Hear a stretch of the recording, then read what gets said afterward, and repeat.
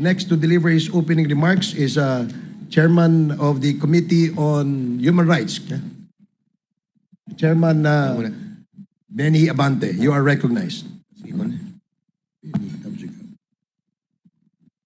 Magandang umaga po sa ating Senior Deputy Speaker, sa ating mga co-chair, sa ating mga colleagues at ang may inimbitahan nating mga resource speakers ngayong umaga at sa taong bayan na nakikinig po sa aking tinig ngayon. Gusto ko rin makinig yung mga bashers natin. Gusto ko rin makinig ng mga bayaran ng mga trolls at bayaran ng mga vloggers. Gusto ko makinig kayo para makita niyo yung katangahan ninyo. Oh. Gusto ko munang banggitin, Your Honors, ang sinasabi po ng Biblia. Anong sabi ng Biblia sa Romans chapter 3? Hawak-hawak ko ang Biblia ngayon. In verse number 12, ang sabi rito, they're all gone out of the way. They are together become unprofitable. There's none that do with good, no not one. Their throat is an open sepulcher. Anong ibig sabihin ng their throat is an open sepulcher? Nanlalait, nang aabuso, nangiinsulto, nagmumura, naninira. Yan ang ibig sabihin ng their throat is like an open sepulcher. With their tongues, they have used deceit. The poison of the asp is under their lips, whose mouth is full of cursing and bitterness. Their feet are swift to shed blood. Destruction and misery are in their ways, and the way of peace have they not known. Kung meron kayong Biblia, tingnan nyo kung anong sinasabi dyan. O ito ngayon ang aking mensahe, tatlo lang eh. Ano yon? Galit, respeto, pagmamahal. Bakit may Quadcom? Bakit nagsama-sama ang public accounts, ang public order and safety, ang dangerous drugs at human rights? Sapagkat pare-pareho ang mga taong pinapatawag namin to shed light on what is happening to our country. Ang proliferation ng illegal pogo sa ating bansa dahilan sa pagdagsa ng mga Chinese na mahigit kumulang na 300,000. Ang tanong ay ganito, sino ang nagbigay ng birth certificate sa kanila na naniniwala kaming fraudulently acquired? Paano sila nakakuha ng passport? Paano sila nakabili ng large tract of land samantalang marami tayong mga kababayan na wala man lang maliit na lupa na pagtatayuan ng kanilang bahay? Fraudulently acquired lands through bogus corporations. Sinabi ng dating leader ng past administration na ginawa niya ang nagawa niya sapagkat, as I quote, I love this country. Billions of pogo money exchange hands between these Chinese and some high public officials in the past administration. Pagmamahal ba sa bayan ito? Or tulad ng sinabi ng Biblia, the love of money is the root of all evil. Pagmamahal ba sa bayan? If you allowed the hundreds of thousands of Chinese to come here who do not even love this country? Pagmamahal ba sa bayan na ilagay mo sa bingit ng alanganin ng ekonomiya ng bansa? Aber, gumanda ba ang bansa natin? Nabawasan ba ang korupsyon? Ang PNP na dapat magbigay ng proteksyon sa ating mamamayan ay naging kanlungan ng mga drug syndicates.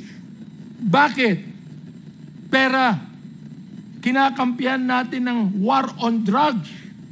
Kinakampihan natin yan. Pero bakit kinakailangan may mamatay o pinatay ng mga 30,000 na tao na ang karamihan niyan ay mistaken identity, na ang iba ay mga bata? Ang sabi ng isang senador na nakaupo na dating PNP Director General, collateral damage. Collateral damage lang ba ang pagpatay? Yan ang gusto kong sagutin ng senador na yan. Collateral damage lang ba ang pagpatay kay Kian de los Santos? Collateral damage lang ba ang pagpatay sa isang 3 taong gulang sa Cebu? Collateral damage lang ba ang pagpatay sa isang 9 na taong gulang na bata doon sa Caloocan? Collateral damage? Ang pagpatay sa isang pinagtanungan lang kung nasaan si Pilo. Hindi sa sinabi niya, hindi ko alam, pinatay yung pinagtanungan. Samantalang si Pilo ay buhay pa at naglalako ng drugs. Collateral damage ba ang pagpatay sa isang driver ng tricycle driver na nagsakay ng drug pusher? Pinatay yung drug pusher pero pinatay din ang driver ng tricycle. Yung ba ay collateral damage? Pagamahal ba sa bayan ito? Kapag ang tao pumapatay ng marami, at binabayaran ang mga pumapatay, pagamahal ba sa bayan ito? Nais kong sabihin sa inyo, there is not one family that has the monopoly of love of this country. There are almost 120 million Filipinos, and most of these Filipinos love their country. Ayaw natin na mayroon lang isang pamilya na magsasabi na sila ang nagmamahal sa bansang ito. Galit tayo. Bakit may Quadcom? Galit tayo sa masama na tinutulak ang bansa sa kasamaan. Bakit may Quadcom? Galit tayo sa Pogo o anumang sugal na lalong nagpapahirap sa ating bayan at nagpapayaman sa ilan. Galit tayo sa droga na pumapatay sa maraming ating kabataan. Galit tayo sa mga human rights violators. Ito man ay agents ng pamahalaan o NPAs o terorista o mga kriminal na naghahasik ng kaguluhan sa ating mahal na bayan. Hindi po tayo terorista. Ano po? Hindi tayo terorista. Hindi tayo komunista. Hindi tayo diktatorya. Tayo ay demokrasya na nagmamahal sa isang malayang bansa. May respeto sa saligang batas, sa karapatang pantao, sa mararangal na mga public officials, lalo na sa taong bayan. Ayaw natin ng proliferation of illegal gambling. Ayaw natin ng mga Chinese na gusto tayong sakupin. Ayaw natin ng ilang mga opisyal ng bayan na imbis na suportahan ang bayan ay nagkikitulog sa higaan ng mga dayuhan. Ayaw natin ng illegal na droga. Ayaw natin ng patayan. Galit tayo dyan. Respetado natin ang batas at dahil dito, mahal natin ang ating bayang Pilipinas. Yan, mga kaibigan, ang Quadcom. Kaya ngayon, nandito muli tayo.